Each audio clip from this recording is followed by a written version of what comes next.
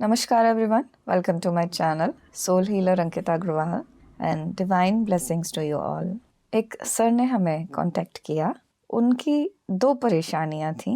एक तो उनकी मैरिज होने के बाद भी मैरिज चली नहीं, तो उनके अभी तक कोई बच्चा भी नहीं है, मैरिज नहीं चली और अपने पिता के अकेले बेटे हैं, तो अब आगे का वंश कैसे चले समझ नहीं आ रहा। दूसरी परेशानी ये थी कि वो बहुत ही ज़्यादा बहुत सालों से ब्लैक मैजिक में घिरे हुए हैं। उनके अपने ही रिश्तेदार, उनके अपने ही जानने वाले उन पर बहुत ब्लैक मैजिक करते रहते हैं और इतना ज़्यादा करते हैं कि अति ही हो जाती है, बिल्कुल जैसे मरने मारने पर तैयार हो जाते हैं। इस तरह से इतना ज़्यादा ब्लैक मैजिक करते हैं। और जबकि इनका कहना था कि किसी तरह की कोई प्रॉपर्टी का कोई केस नहीं है, कोई ऐसा कुछ ऐसा नहीं है कि जिसमें कि हमसे कोई दुश्मनी हो, और वैसे भी बात करने से भी बहुत ही सज्जन व्यक्ति हैं वो। जब हमने बात की तो ऐसा बिल्कुल भी नहीं लग रहा था कि किसी के लिए उनके मन में नफरत हो या किसी के लिए घृणा जैसी हो या लड़ाई करने वाले हों। इस तरह के बिल्कुल भी नहीं लग रहे थे। बहुत ही समझदार बैलेंस्ड पर्सन वो हैं जिन्होंने हमें कांटेक्ट किया था। तो ऐसे में वो परेशान हो गए थे बहुत ज़्यादा। ठीक कराने में इन्होंने पैसे खर्च भी किए हैं और बहुत बड़े बड़े हवन भी कराए हैं, होम कराए हैं इन्होंने ठीक कराने के लिए, और अपनी भी बहुत सारी प्रैक्टिसेस करते हैं, चैंटिंग वगैरह और भी बहुत सारी ये साधनाएं भी करते हैं। तो उन चीज़ों से ये खुद को फिर भी ठीक ठाक रख पाते हैं, लेकिन इसका अंत नहीं दिखाई दे रहा कि ये ब्लैक मैजिक हो रहा है तो क्यों हो रहा है और ये रुकेगा तो कब रुकेगा, क्या इसका कभी अंत है। इन्होंने ऐसा भी बताया कि अकेला मैं ही नहीं हूँ ब्लैक मैजिक का शिकार, ऊपर से जो इनकी फैमिली चेन है उसमें भी खानदान ही पूरा जैसे इन्वॉल्व है। बड़ी बड़ी लॉन्ग टाइम चलने वाली डिजीज हो जाती हैं इनको, एक ठीक नहीं होती दूसरी हो जाएगी, एक ठीक होगी तो दूसरी फिर से हो जाएगी, दूसरी ठीक होगी तो फिर से तीसरी हो जाएगी। तो इस तरह से बहुत सालों से इनका जीवन इस तरह से ही चल रहा है, बड़े परेशान।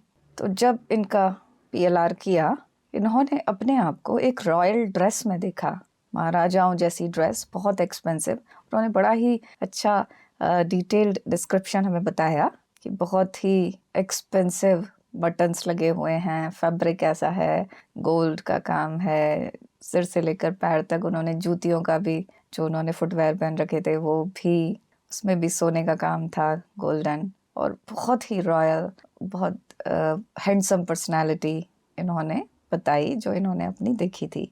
ईयर इन्होंने 1500 कुछ देखा था, 1530 15 कुछ, आगे के 2 डिजिट में थोड़ा सा कंफ्यूज हो रहे थे और दिखाने के बाद भी बहुत अच्छे से वो पता नहीं लगा पाए कि एग्जैक्टली आगे के 2 नंबर्स क्या हैं, लेकिन 1500 कोई ईयर ऐसा था। और इन्होंने विजयनगर एम्पायर देखा और इनका नाम पूछने पर इन्होंने कृष्ण देव राय बताया। इनका बहुत बड़ा किला है, बहुत ही शानदार दरबार इन्होंने अपना देखा, बहुत शानदार, जो कार्विंग थी दीवारों पर, सीलिंग पर मिरर्स लगे हुए थे, बहुत ही खूबसूरत इन्होंने उसका वर्णन किया था। इन्होंने देखा कि ये पूरा शहर ऊपर से खड़े होकर देख रहे हैं और खुश हैं, और क्योंकि संतान नहीं थी तो इन्होंने अपने ही रिश्तेदार को उत्तराधिकारी बना दिया था। तो इसमें उनकी समस्याओं का तो कहीं कोई जड़ नहीं दिख रही थी। ये ज़रूर पता लगा कि उनका विजयनगर एम्पायर में जो रोल था, ये जो जन्म था, इसमें भी इनका वंश खत्म हो गया था और प्रेजेंट लाइफ में भी इनका वंश अभी खत्म ही है। तो हम इनको और पीछे लेकर गए, और पीछे मतलब और पीछे के जन्मों में लेकर गए। क्यों ऐसा हुआ कि आपका तो वंश ही खत्म हो गया है। विजयनगर एम्पायर वाले जन्म में इन्होंने ऐसा भी बताया कि जिसको इन्होंने उत्तराधिकारी बनाया है उसका नाम राम राय है। फिर जब इन्हें और दूसरी पास्ट लाइफ दिखाई तो इन्होंने देखा कि एक किला सा है और उस किले में ये अंदर जा रहे हैं। बाहर तो रोशनी है, अंदर बहुत अंधेरा है, और अंधेरे में इन्होंने देखा कि अंदर जेल है और कुछ स्त्रियों को बंद कर रखा है, बंदी बना रखा है। उनमें से एक तो बड़ी सुंदर सी रानी है और बाकी की भी महिलाएं हैं, लेकिन वो बहुत ज़्यादा अंधेरे में हैं, और कुछ इनके आदमी भी खड़े हुए हैं। जब हमने इनको अपनी पर्सनालिटी देखने के लिए कहा तो इन्होंने बताया कि ये जो पर्सनालिटी है, ये इसका चेहरा बड़ा ही क्रूर है। ये मुस्लिम है, इनकी मुस्लिम जैसी दाढ़ी है, लेदर का इन्होंने ब्लैक कलर का जैकेट पहन रखा है और नीचे कुछ वाइट कलर की धोती सी कुछ इस तरह का सा कुछ पहन रखा है। धोती नहीं एग्जैक्टली लेकिन कुछ वैसा सा ही था। हाथ में इनके हंटर है और हंटर से ये जो बंदी हैं उनको मारते हैं और वो सारी स्त्रियां नीचे बैठी हुई हैं हाथ जोड़कर और रो रही हैं। जो इन्होंने सुंदर सी रानी देखी थी, इन्होंने बताया कि ये इससे शादी करना चाहते हैं और इसका प्रपोजल के लिए इन्होंने पहाड़ पर उसको बुलाया है। शादी की बात करना चाहते हैं, शादी करना चाहते हैं। रानी को भी ये बात पता थी और बात करते करते ही रानी कोने में खड़ी थी और उसने जो है हाथ के हाथ ही पहाड़ से कूद के अपनी जान दे दी। इस बात से ये बड़ा शॉक हो गए, दुख भी इनको हो रहा था। तो जब हमने इनका नाम इनको रिकॉग्नाइज करने के लिए कहा तो इन्होंने अपना नाम मुराद खान पहचाना। मेरा नाम मुराद खान है। और ईयर देखने पर इनको बहुत ज़्यादा क्लियर तो नहीं था। इन्होंने ऐसा बताया कि ये किसी और देश में रहते हैं, ईरान या पर्सिया ऐसे देश में ये रहते हैं और भारत में जैसे आते हैं तो वो सब यहाँ पर राजाओं पर आक्रमण करके रानियों को बंदी बना लेते हैं और इन्हें बड़ा गर्व है कि हम रानियों को जीत कर लेकर आए हैं, ऐसा इन्होंने बताया। और आगे देखने पर इन्होंने देखा कि एक मुस्लिम शासक है शाजी करके, शाजी खान, तो उसके शासन में ये जनरल हैं, सरदार हैं ये और उनका हुक्म का पालन करते हैं। तो इन्होंने ऐसा देखा कि बहुत ज़्यादा अत्याचार करते हैं ये, बहुत ही ज़्यादा क्रूएलिटी इतनी ज़्यादा है कि मन में ज़रा सा भी गिल्ट नहीं है, शिकन नहीं है, बस ऐसे ही मार काट देते हैं लोगों को और ज़रा सा भी इन्हें दर्द नहीं होता है। इतना क्रूर इनकी पर्सनैलिटी है। तो इन्होंने ऐसा देखा जो शाजी खान था वो भी रानी से शादी करना चाहता था, उसको भी रानी पसंद थी और ये खुद भी उससे शादी करना चाहते थे। तो क्योंकि वो कूद गई तो इस बात से शाजी खान बड़ा नाराज़ था और सारा ब्लेम इन पर डाल दिया और फिर उसके बाद इनको बंदी बना लिया और 30-40 साल तक इनको जेल में डाल दिया। जेल में बड़े ये गुस्से में बैठे रहते थे। तो इस तरह की उन्होंने एक लाइफ ऐसी देखी, क्योंकि वो सब इतना ज़्यादा स्त्रियों पर अत्याचार करते थे, इतना ज़्यादा लोगों के खानदान ही ख़त्म कर देते थे, है ना। तो ये बात समझ में आई कि क्यों इनके वंश नहीं चल रहे हैं आगे, क्यों इनकी शादी नहीं टिक रही है इस जन्म में। इन्होंने ऐसा भी रिकॉग्नाइज किया कि कुछ लोगों से पर्सनल ये प्रेजेंट लाइफ में मिल भी चुके हैं, कुछ लोग आए भी थोड़े थोड़े टाइम के लिए इनकी लाइफ में।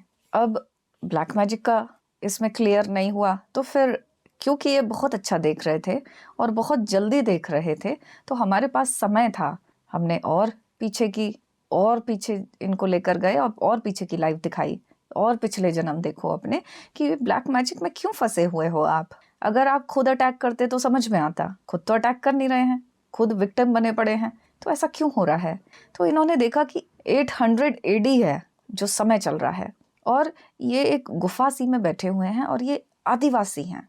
बड़ा सा इनका काला शरीर है, हाथ में डंडा है और खोपड़ी कपाल वगैरह वो हड्डियां सब हैं इनके पास, सब आसपास सब रखी हुई हैं और भी तंत्र मंत्र वाला सब सामान रखा हुआ है और काला जादू करते हैं। लोगों के लीडर हैं, एक कबीला है उनका लीडर हैं ये और काले जादू में मास्टर हैं, पावर के लिए करते हैं सब कुछ और लोगों पर वशीकरण करते हैं और कबीलों पर वशीकरण करते हैं और फिर उन्हें अपने अंदर मिला लेते हैं अपने ही कबीले में और अपना कबीला बढ़ाते रहते हैं। स्त्रियों पर भी वशीकरण करते हैं, उनका भोग करने के बाद उनकी बलि दे देते हैं, ऐसा इन्होंने देखा। गुफा के अंदर ही कुछ इन्होंने अपनी सेटअप बना रखा है और उसमें वो बलि भी देते हैं स्त्रियों की।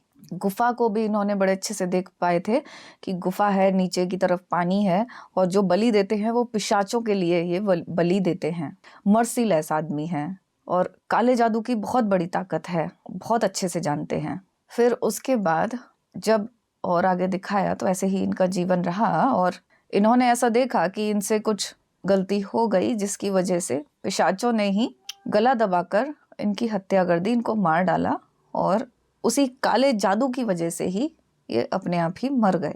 तो इस लाइफ से पता लगा कि क्यों इस जन्म में ये इतना ज़्यादा काले जादू से घिरे हुए हैं, है ना। इन्होंने मर्सीलेसली सब पर ही काला जादू किया। तो फिर इनकी ये दोनों ही लाइफ को रिजॉल्व कराया, ये काले जादू को भी छुड़वाया और इस जीवन में जिन जिन लोगों के ऊपर इन्होंने किया था काला जादू उन सब के साथ भी रिजोल्यूशन कराया, क्योंकि उनमें से बहुत सारे इनके रिश्तेदार भी होंगे। और उस लाइफ में जिसमें ये मुराद खान नाम के रोल में थे, उस लाइफ से भी इनका सारे लोगों से वो सब कुछ एनर्जी को सेटल कराया। बहुत सारे स्त्रियां, बहुत सारे बच्चे भी इन्होंने देखे कि बच्चे भी हैं, है ना, उन सब के साथ फिर वो एनर्जी को सेटल कराया। बड़ा समय लगा क्योंकि बहुत सारे लोग भी थे और फिर काम भी ऐसे थे। खैर फिर भी रिजॉल्व हो गया।